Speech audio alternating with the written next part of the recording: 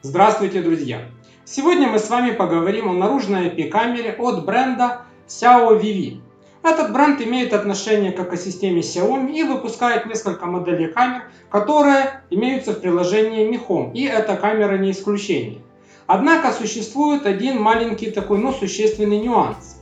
Имеются два варианта вот этих абсолютно практически идентичных внешне камер, одна из которых поддерживается в Mi Home, другая не поддерживается.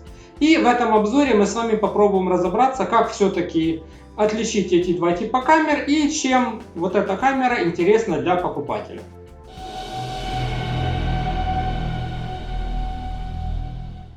Отдельно хочу выразить благодарность подписчику моего YouTube и Telegram канала Владимиру, который живет со мной в одном городе.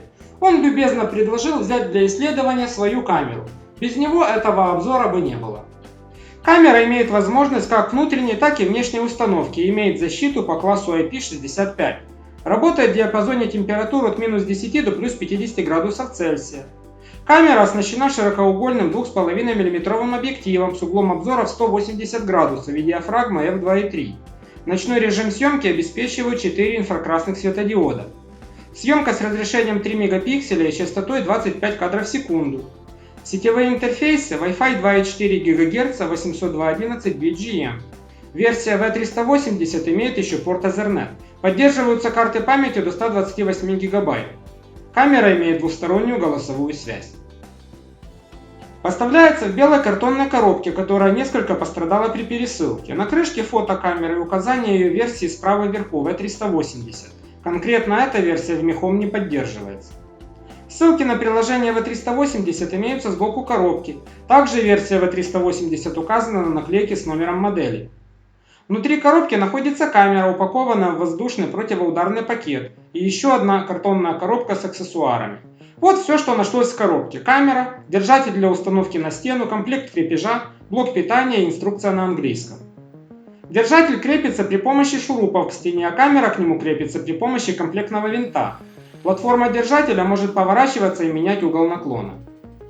Блок питания с евровилкой рассчитан на сеть переменного напряжения от 100 до 240 вольт, выход 12 вольт до 1 ампера. Инструкция на английском, не имеются QR-коды на приложение V380 стандартной и Pro версии. Судя по картинкам в ней, инструкция универсальная и подходит к разным моделям. Корпус относится к классу цилиндрических камер. Для улучшения качества приема Wi-Fi антенны внешние, их две. Сверху над объективом находится датчик освещения, справа и слева инфракрасные светодиоды, под объективом микрофон. На задней стороне находится наклейка с QR-кодом для подключения камеры, ее уникальный номер и имя пользователя для Wi-Fi сети по умолчанию. На нижней стороне находится съемная крышка с перфорацией для динамика. Чуть далее прикрытый полупрозрачной крышкой разъем для microUSB и резьба для установки на стенной держатель. А вот так выглядит комплекс в сборе. Камера может быть повернута и наклонена в нужную сторону. Разъем microUSB, по всей видимости, бутафорский, там просто отверстие в корпусе, собственно самого разъема я не увидел. На съемной крышке выбита надпись microSD, чтобы не возникало сомнений, где его искать. Кстати, насчет перфорации для динамика возникают некоторые сомнения по поводу стойкости к намоканию. Под крышкой обнаруживается разъем для карты памяти, отверстие в корпусе по большей части закрывается полупрозрачной силиконовой прокладкой. Динамик находится прямо на крышке, к нему ведут два провода. Не знаю, как насчет его водостойкости, но если он рассчитан на попадание влаги, то вместе с прокладкой должен нормально защищать. Но так как камера предоставлена мне на обзор, проводить опасные тесты на водостойкость я не стал.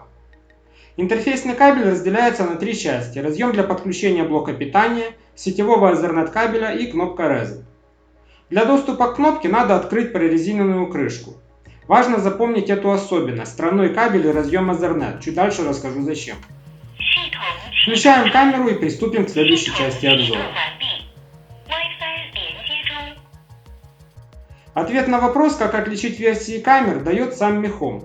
При попытке соединения с камерой, которая в приложении выглядит точь-в-точь как герой обзора, открывается картинка, которая показывает, как сбрасывать камеру. Обратите внимание на то, как выглядит конец интерфейсного кабеля. Он не расходится на три части, а имеет единый блок, в котором есть разъем для блока питания и кнопка сброса. Порт Ethernet в этой версии отсутствует. Поэтому, если нужна камера с подключением к мехом, для начала ищем упоминание об этом в названии товара. Нужно убедиться в том, что на реальных фотографиях товара в описании тоже была эта конструктивная особенность. Не стесняйтесь спросить продавца и попросить его предоставить фото товара. Какой кабель у камеры, можно попросить его сфотографировать коробку, на ней тоже должна быть указана версия. В течение 15 секунд после запуска камеры она стартует и выдает голосовое сообщение на китайском или английском, в зависимости от установок. Камеру можно подключить при помощи кабеля, либо соединиться с появившейся Wi-Fi сетью. Без сетевого кабеля камера стартует в режиме точки доступа. Я установил приложение V380 Pro и запустил мастер подключения нового оборудования. Камера сразу нашлась, так как я подключил смартфон к ее точке доступа. Процесс быстрый и несложный. Присваиваем камере имя и подключение на этом завершается. Окно предварительного просмотра появляется в приложении, причем в одной локальной сети подключение напрямую, без интернета. Да и откуда взяться ему, когда это сеть, которую раздает камера. Кстати, приложение худо-бедно переведено на русский. Довольно много ляпов, но в целом понятно. Для камеры же доступны только китайский или английский языки. В меню «Сеть» переключаем камеру из режима точки доступа в режим Wi-Fi клиента. Выбираем и подключаемся к своей сети. Но это не обязательно, вы можете оставить и точку доступа для установки в тех местах, где Wi-Fi нету, и работать локально. Если сеть, к которой подключена камера Wi-Fi или кабелем, имеет выход в интернет, то приложение сможет подключаться к камере и удаленно через облако. По версии разработчиков на русском этот режим называется интернет в интернете. Работает неплохо, но все же с некоторым заметным таймлагом. А вот в режиме прямого подключения все очень быстро, вообще без тормозов. У камеры имеется режим охраны, доступный из меню устройства, либо по нажатию на значок в виде щита в окне превью. Камера реагирует на движение в кадре, уведомляет об этом согласно настройкам и сохраняет данные о тревожном моменте.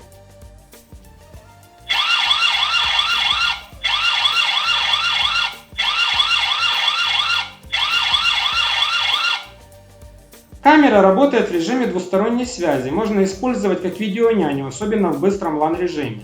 При установке карты памяти появляется возможность писать как в непрерывном режиме, так и по движению в кадре.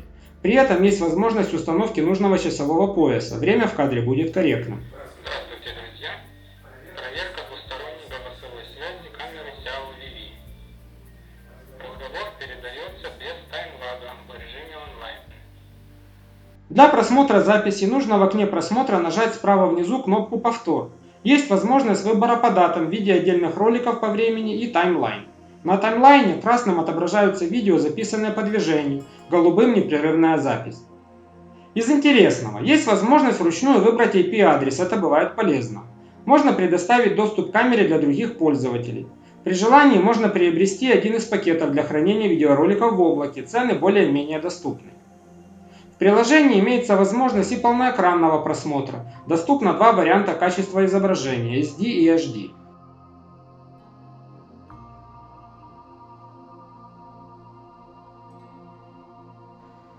Четыре светодиода инфракрасной подсветки заметны невооруженным взглядом, но светят достаточно неплохо. Качество ночной съемки на уровне. Несмотря на то, что во всех магазинах пишут про поддержку протокола OnVIF, эта камера не находится OnVIF менеджерами. Другие мои камеры без проблем, но не эта.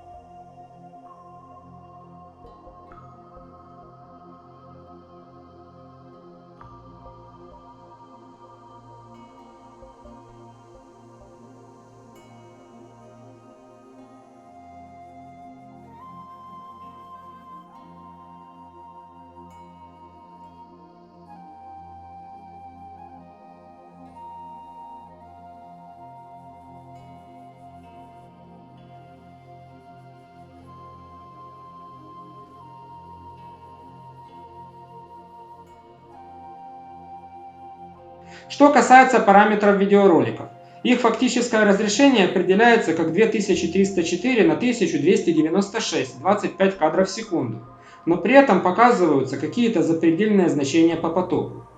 Кодек какой-то специфический, нужно подбирать, чтобы можно было просматривать записи с карты на компьютере. А вот через приложение все проигрывается хорошо.